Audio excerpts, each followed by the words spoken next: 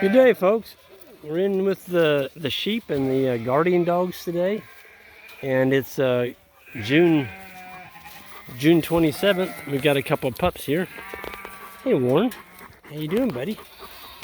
Which one's this one? I think it's April. April. These are puppies. We got a guard turtle here. Oh, and you got a guard turtle. Look at the guard turtle.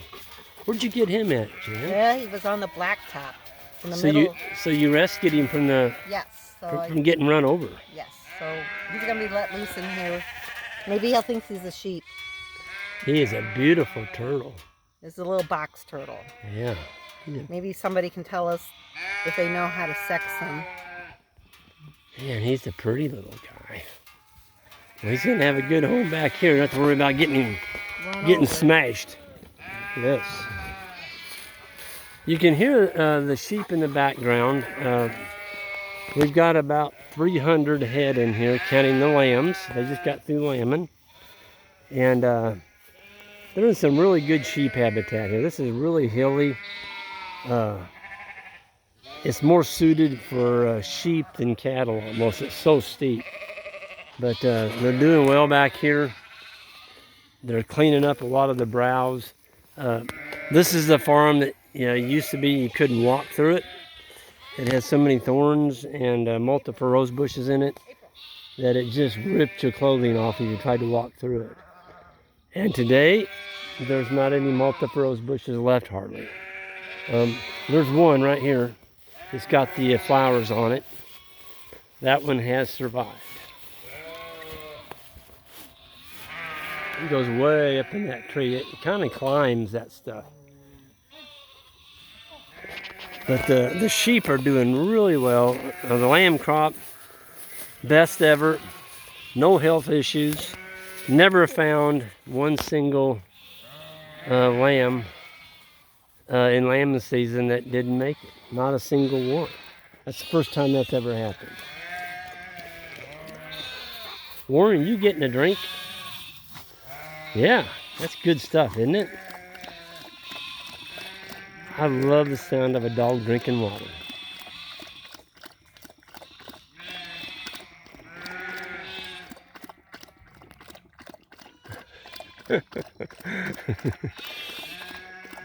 Oh, he's thirsty. Getting you a good drink, aren't you, Warren? There's Big Boy over there on that hillside looking at us. I'm going to zoom in on because you can hardly see him. There he is. And we got a female in here, lady. She's the alpha. She controls all the dogs. Nobody messes with her. Look at the size of those lambs. Now, see, those lambs are all born in May. And they're really growing. Look at that. So you turn your rams in December 1st, and you start having baby lambs May 1st. For our area, that's right. Look at that. There's an old blackish ewe. She had two beautiful white lambs.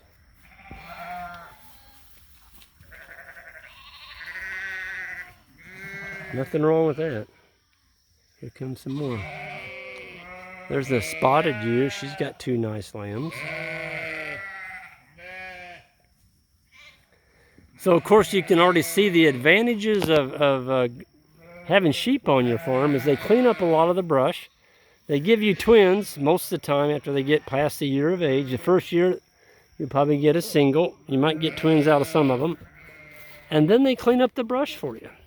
And every time, each successive year that goes by, your brush gets thinner and thinner. And I don't feel so bad when I look at it and I see some weeds now. Isn't that right, April? Yeah. You're a good dog. Yes, you are. You're a very good dog. She's just a sweetheart. Somebody's gonna get one heck of a guard dog there. All this brush in here, the forbs, they're gonna eat this stuff. And cattle don't really go after a lot of this brushy stuff so much. They're more of a legume grass eater, and the sheep are more of a forb eater. They like the weeds, anything that's got a broadleaf on it. Perfect example right here. See, look at that. They're already eating the ironweed. Warren, you're a nut. This is that wild soybean plant. They're already nipping the tops off of that. They've only been in here a day. And by the second day, because we're moving them every 2 days onto bigger pieces of ground. Oh, I love that lamb. Look at that lamb. Wow. Talk about a pretty lamb. Look at that dude. He's got some color in him. It's beautiful. I hope that's a ewe. Turn around. Can I tell? Come on. What a beautiful little lamb. I think that might be a ewe lamb. If it is, we're going to name her Beauty. Don't name your animals. Isn't that what I'm always saying? Don't name your animals. Boy, she is a beaut.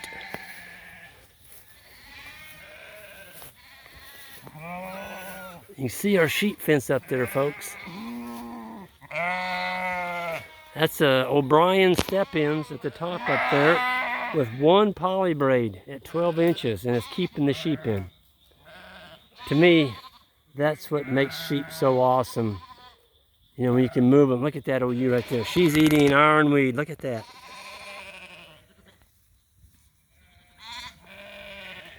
That's ironweed. Cows won't touch that stuff. Look at her.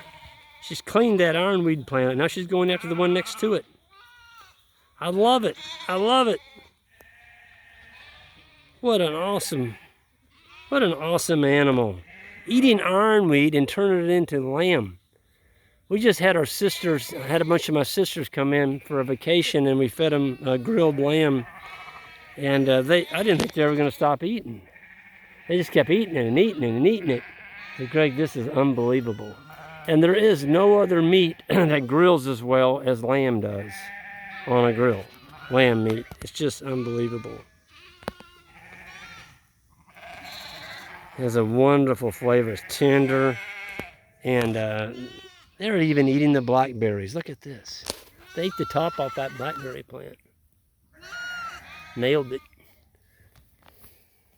Oh, here's a poisonous plant. Pearl mint. Right there. Okay? I've got pearl mint in here. Right there it is. Folks, our sheep don't eat pearl mint. You know why? Because I don't push them that hard. And if you put your animals in an area all it's got in it is pearl mint, well, why has it got all pearl mint in it? Well, you're overgrazing. You're not giving it a long enough recovery time between grazing. That's why the pearl mint's there. We've always had pearl mint over here. I don't have it on all farms, but this farm's got a little bit of it on it. And I even see the sheep eat just a little bit of it. But they don't eat enough of it to really hurt themselves. Well, look at this. Oh my gosh. Oh, folks, there's that. Oh, I'm too far. Hold on a minute. That's that. This is the multiple rosebush I was telling you about. It's a young one. Look what they did to it. They took all the leaves off of it. There's no leaves left on that plant. You got multiple rose bushes, you better get you some sheep. And instead of going out there and trying to spray it and kill it and do all that crap, you can grow those things with it. There's a beautiful lamb right there growing from eating multiple rose bushes. And they like it. It's not like I'm forcing them to do it. They like it. They prefer it. There, that one is eating some of that beggar's lice, the stick tight. I've never seen anything grow as quick as a lamb does once it gets on forage and milk. Look at that little guy. He's eating blackberry leaves. They learn by watching their mothers. And when they watch their mothers, what's Mom eating up there?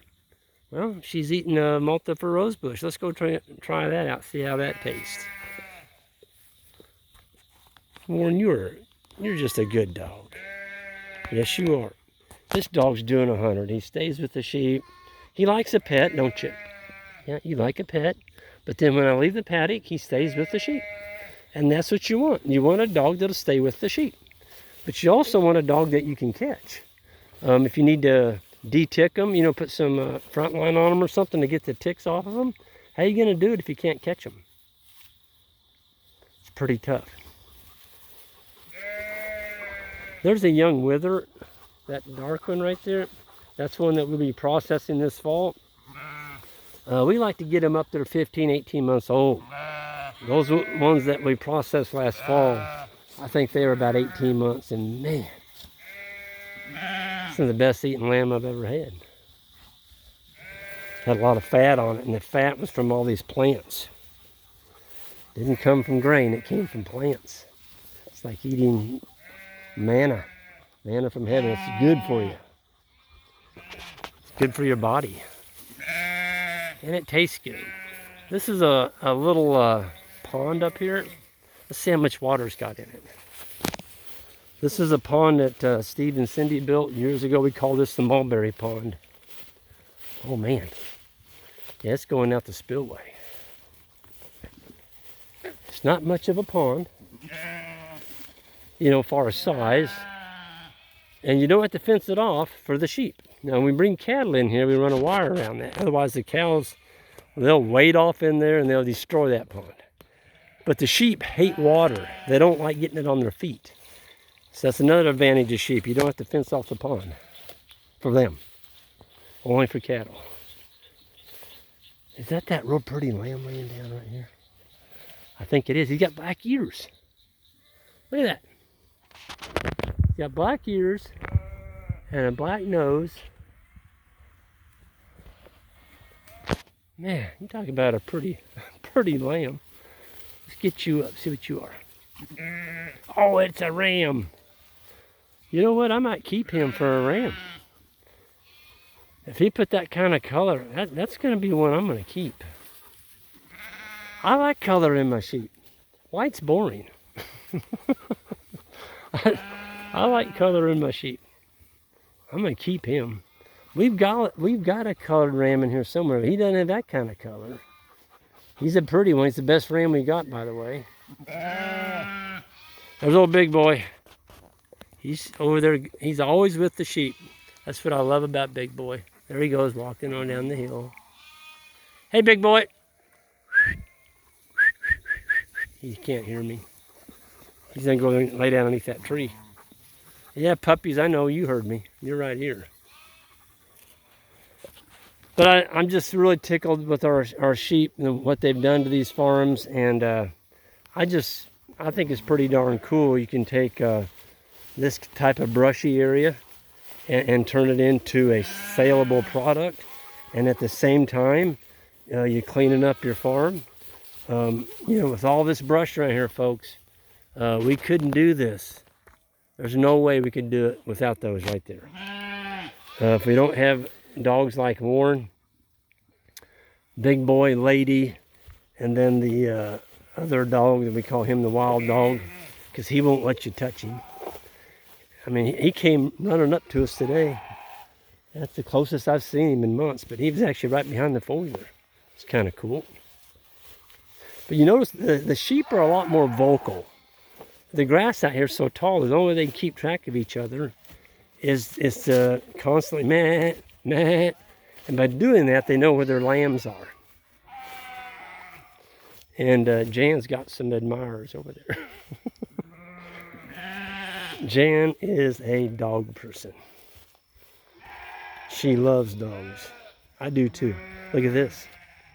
We're going to have some ripe blackberries here probably within the next 2 to 3 weeks. Man, those look good too. I love blackberries. It's always a nice treat to go out and move your cattle. Have an evening move and pick a handful or a cap. Take your hat off and fill it up with blackberries. And have that over some ice cream. Whew, that's pretty tough. That one there has triplets there in the straw there. Oh yeah, there's the triplets. Yep.